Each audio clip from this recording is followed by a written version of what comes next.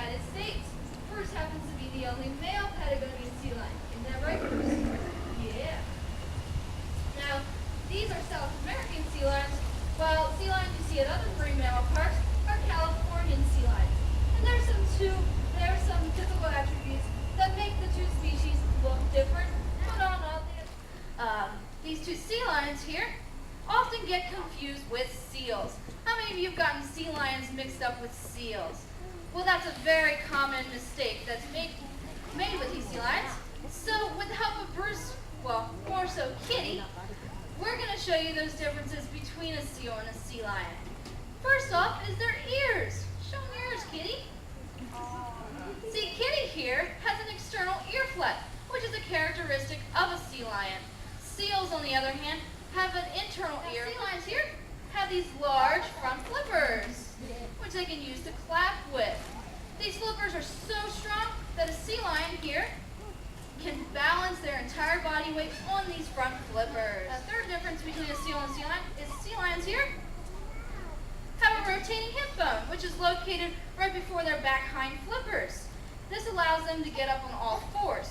Seals lack the rotating hip bone, so they move around like blobs, and they kind of look like caterpillars on land. Now, I take advantage of this rotating hip bone because I always have a nice dance partner. Want to dance, Kitty? Yes. This is some fancy flipper work, Kitty. Good girl. The last difference between a seal and a sea lion is that sea lions here are usually uniformed in one color, some sort of shade of brown, while seals, on the other hand, have a pattern to their coat like spots. Now that you know the differences between seals and sea lions, we're going to show you how we train our sea lions here at the Aqua Theater. We train using a system of positive reinforcement, which is simply a reward system. We ask them to do a simple behavior, like Bruce can wave, and then we reward him for that correct response. Now, a tool of the trade is we use a thing called the target, which is called a target pull. Simply, we allow the sea lion to target their nose on the end of this buoy, and this allows us to guide them in any direction that we want. All right, Bruce, you ready? Stay. For example, we're going to show you how we're training Kitty to jump through a hoop. First, we're going to send Kitty into the water, and then we're going to have her follow, good job, the target pole through the hoop. So the target pole is an extension of our arm, which allows us, like I said, to guide the animal in the direction. We're going to demonstrate a natural behavior called porpoising.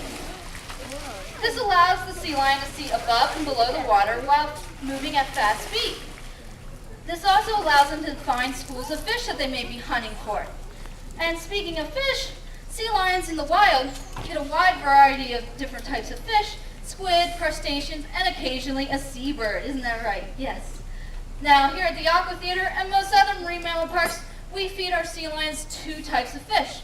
The first one being a small silvery fish called a capelin, and I don't have one with me. But they're really small. They kind of look like a sardine. And these fish are 90% water-based. So, because sea lions here live in a saltwater environment and cannot drink the water that they live in. So they have to get their fresh water from the fish that they eat. Isn't that right? So, but since the capelin doesn't supply them with the calories and nutrients that a sea lion needs to live in captivity, we feed them a second type of fish. And this fish is called a herring. It's about 12 inches long. It's full of fat and good calories, isn't it?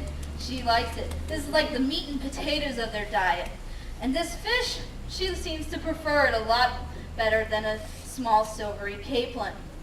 Now, in a training perspective, the capelin we use for smaller type of behaviors and behaviors that they already know. And it's just like a good job.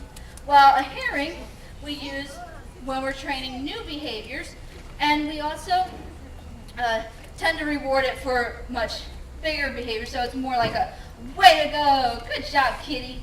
So we tend to reward those, the herring, for more difficult behaviors. Now, Kitty and Bruce here are very young sea lions. They're 4 and 5 years old, and they're actually approaching breeding age. And Bruce and Kitty will breed when they have the time to. And breeding in captivity is very, very common in marine mammal facilities. being so because in the United States, it's illegal to take a marine mammal out of the wild and put it into a marine park facility.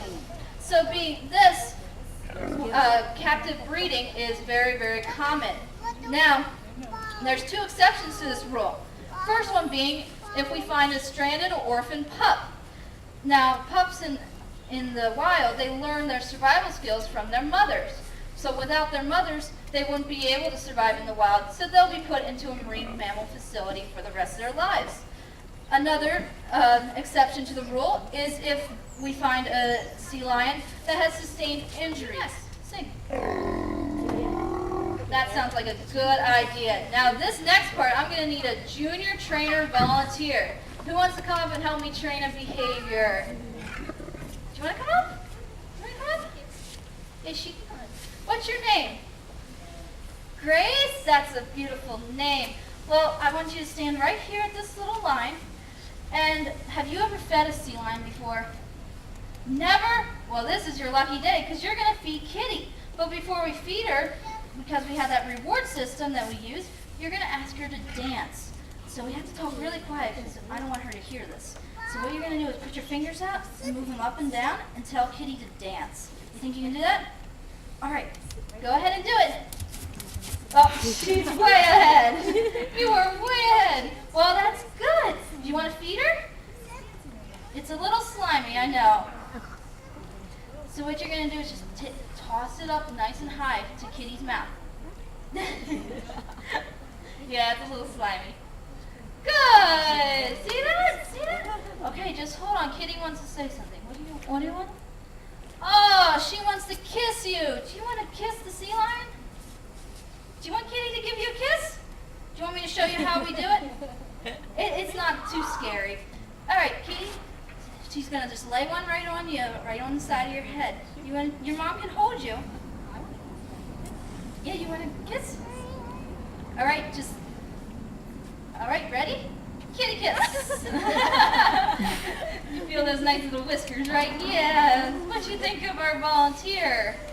Yeah, you're smiling, aren't you? Well, thank you, Grace.